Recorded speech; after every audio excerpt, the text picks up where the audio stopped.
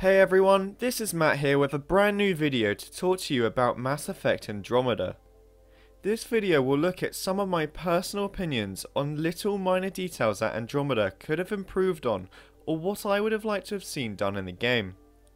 Now just a disclaimer, there will obviously be spoilers, and I also want to mention that I don't want to talk about the major issues that Andromeda has, because many people have spoken about these in the past, and a lot of them exaggerate anyway. So thank you for watching, and let's get into my top 5 minor improvements for Andromeda.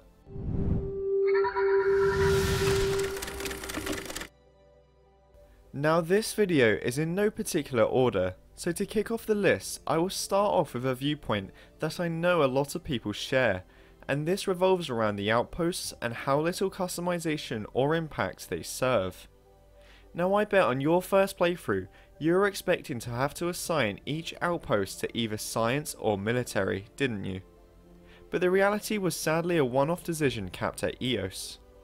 Customization between playthroughs is one of the best things Mass Effect has done right in the past, inspiring you to replay the game to witness the alternate outcomes.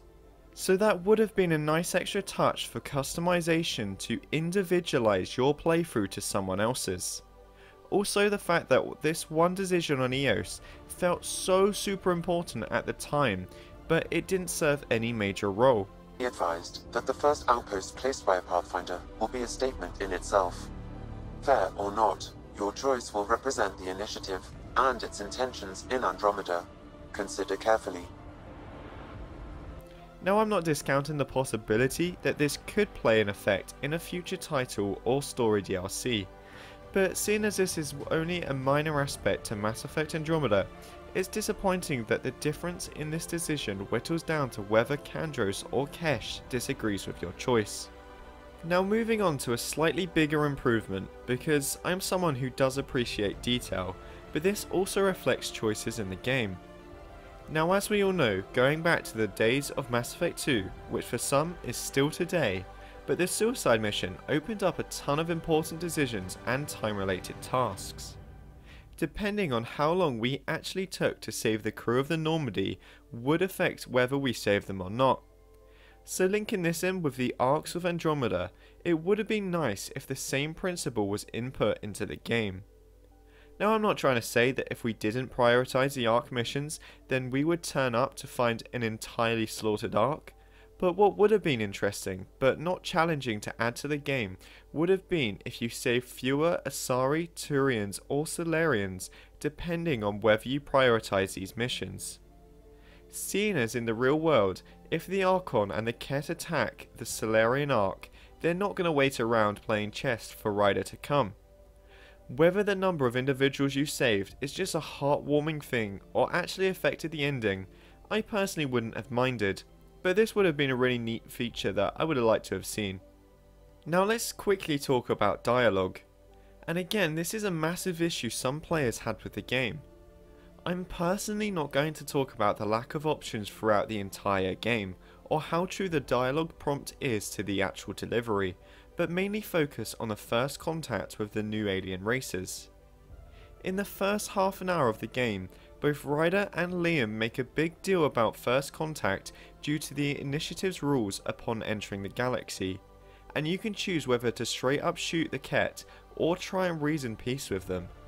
I understand that you can't copy and paste this rule so much with the Angara due to how you meet, but the lack of dialogue and tension in this moment on Aya seemed like it was missing something. Let alone the fact that within a matter of seconds, every single Angara can speak the English language across the whole of Aya, from the very second Ryder was being escorted off the Tempest. I would have personally liked to have seen more customization when having the first contact with the Angara, and maybe this could have affected how you are perceived by the notable leaders of this race. Similarly, to the last point on this list, none of this needs to have a huge impact on the story or choices, but it could help aid replayability as well as to make the game feel less linear and more customizable. First contact was basically funneled down to 2 choices that both resulted in the same outcome, as opposed to 6 or so choices where maybe one of them gives you a bad first impression and a consequence, or just additional cool dialogue. You can argue that it's likely that the crew of the Nexus has already made first contact with the Angara, but, to what extent was this? And either way, this is the player's first contact as well as Ryder's, therefore a few extra dialogue options is important to the story moments, and it would have been a nice touch for players to enjoy and be decisive upon. So fourth on this list is the lack of story and interaction with Ryder's sibling. Now this feature reminds me of how either Ashley or Kaidan would have been missing for half of the game in Mass Effect 3 due to their injury on Mars.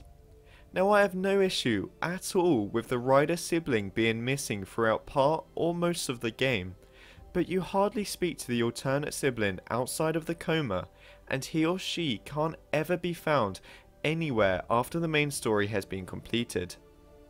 One mission that was partly implemented but was way too brief was when you took over the alternate sibling during the final mission. If this section was longer, where Ryder would have had a maybe better weapon and maybe Captain Dunn as a temporary squad mate, it could have made for a really interesting sequence and a chance to interact with this sibling that you chose not to play with. So this sort of reminds me of the scene where the Collectors attack the Normandy and you briefly control Joker. Now don't get me started on the crazy idea about how the entire lineup of squad mates all decide to leave Joker unprotected and join Shepard on the mission, but this sequence was excellently done and it really caused for pressure and suspense. All I'm saying is that something interesting like that was set up for Ryder to carry out already. If this sibling also woke from the coma earlier, there isn't much of a reason why they couldn't have been a squad mate to the Pathfinder nearer the end of the game, like how Legion was introduced in Mass Effect 2.